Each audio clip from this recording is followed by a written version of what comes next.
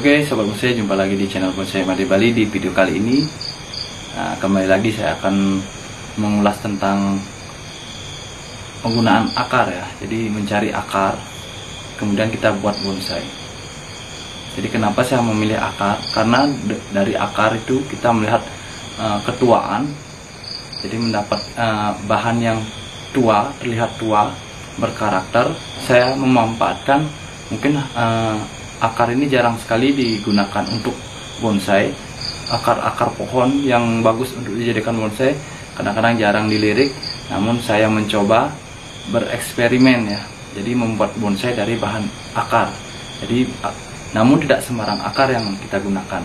Jadi biasanya saya menggunakan dari akar ibrik atau bunut hitam. Jadi kita cari di alam akarnya yang bagus, berkarakter, kemudian kita melakukan okulasi.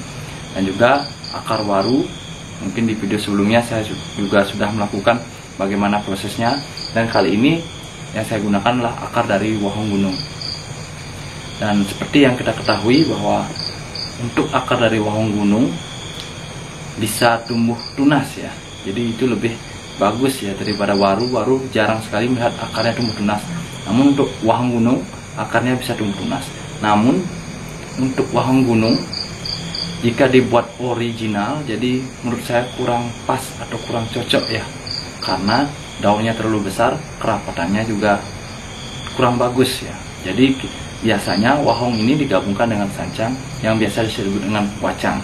Jadi kita lihat bagaimana perjalanan atau proses dari pembuatan bonsai dari akar wahong gunung. Ini adalah bahan wahong gunung yang 5 bulan saya ambil. Jadi akar ini saya ambil sekitar 5-6 bulan yang lalu. Saya mencari bahan yang seperti ini.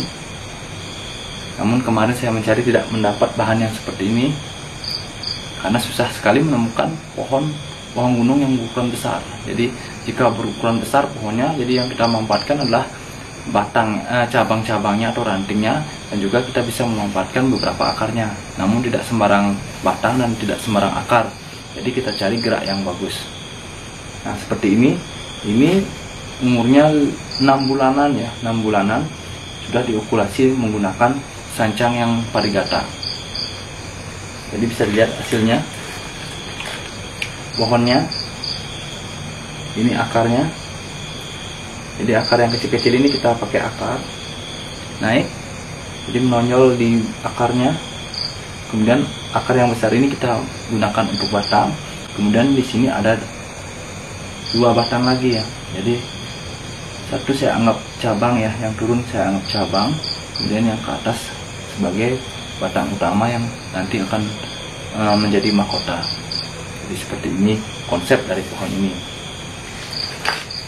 Dan saya juga memiliki beberapa akar dari wahong gunung yang saya okulasi dengan sancang parigata.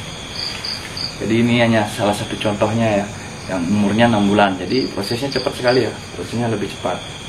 Jadi 6 bulan sudah bisa memiliki pohon dengan perakaran seperti ini. Kemudian ke batang seperti ini ya, dan memiliki bahan yang berkarakter tua. Jadi jika akar kita ambil, kemudian kita jadikan batang, terlihat sekali karakternya sangat tua karena ada kerut-kerutan di bagian akar ini.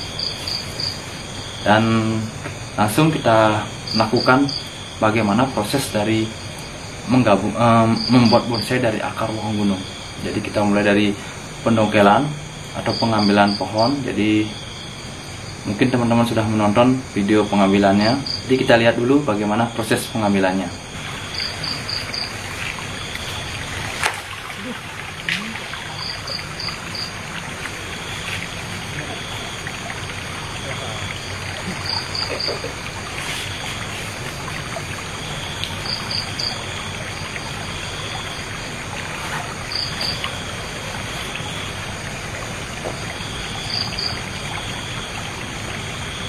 Nah, jadi seperti itu ya proses pengambilan dari akar wahong gunung.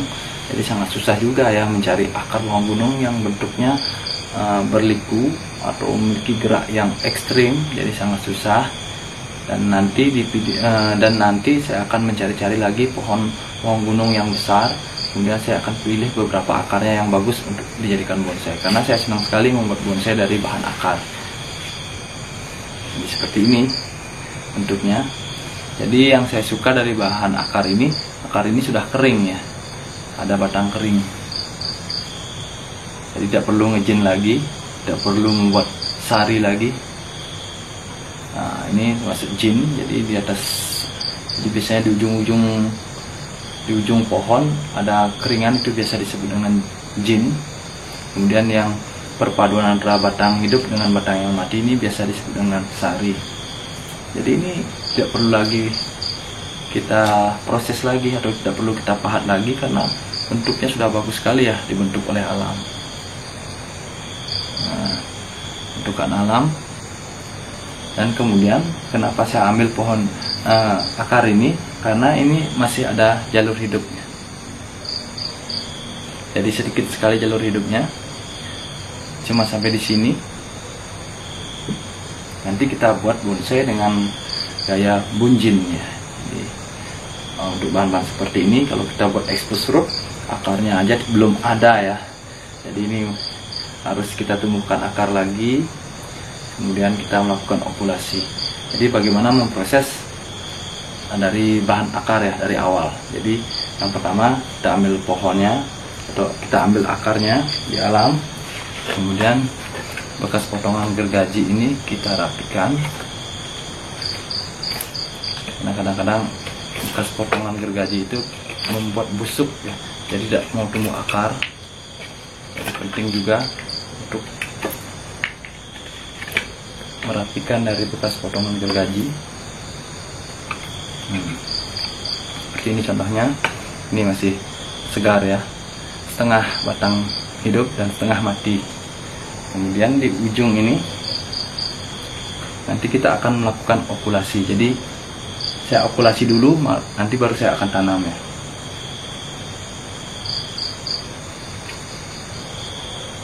Kita cari dulu jalur yang masih hidup.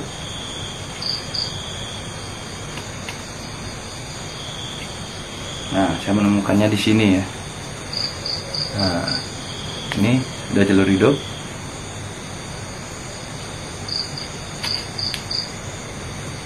Nah, sebelumnya kita cari atau kita siapkan dari tunas sancang ya. Dan sahabat bonsai, jadi ini dia tunas sancang.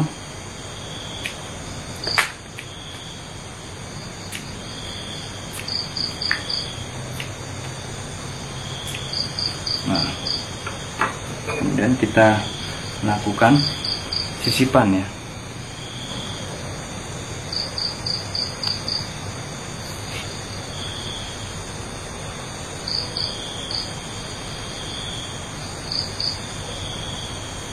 Seperti ini. Kemudian kita tempelkan di sisipan tadi.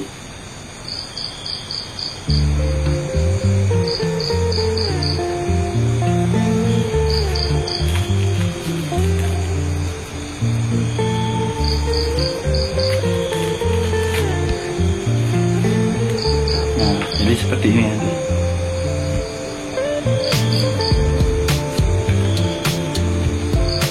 Setelah kita melakukan seperti ini, kemudian jika langsung ditanam tadi mungkin susah sekali melakukan penyungkupan. Jadi bagaimana menyungkup jika mendapatkan bahan yang seperti ini. Nah, jadi caranya seperti ini. Kenapa tidak saya tanam dulu, saya okulasi dulu, jadi biar bisa menyungkup ya. Jadi kita potong dulu plastiknya di bagian bawahnya,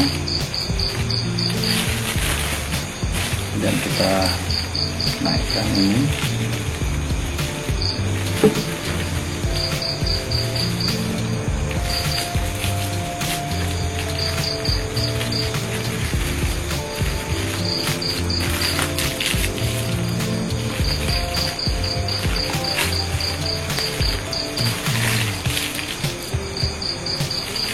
Jadi sahabat bonsai, caranya seperti ini ya. Jadi kita potong dulu bagian bawah dari plastik, kemudian kita masukkan dari bawah, kemudian kita ikat satu dan ikat nanti di atasnya satu. Jadi seperti itu prosesnya ya. Okulasi di bagian batang yang tengah ya. Jadi kita masukkan dari atas kan tidak mungkin karena bentuknya seperti ini keringannya. Kemudian kita masukkan dari bawah saja, jadi jangan ditanam dulu. Kemudian baru kita melakukan penanaman. Jadi seperti biasa untuk media menggunakan kompos campur pasir malam.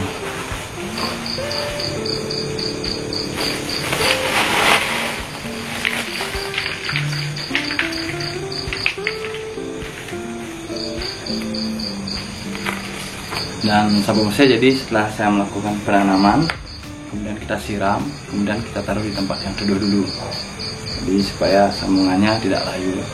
Dan jika sudah tumbuh, mungkin untuk wahong dan sancang mungkin sekitar sebulanan ya baru kita melakukan buka sungkup.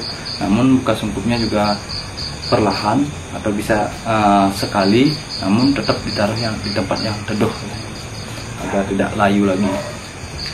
Namun biasanya saya agar lebih aman, saya buka perlahan, saya lubang-lubangin dulu sedikit. Nanti jika sudah beberapa hari baru saya buka total. Jika sudah beberapa hari baru nanti saya akan buka total. Jadi seperti ini prosesnya ya. Jadi sahabat bonsai yang memiliki budget minim seperti saya, jadi bisa ikuti cara-cara saya membuat bonsai.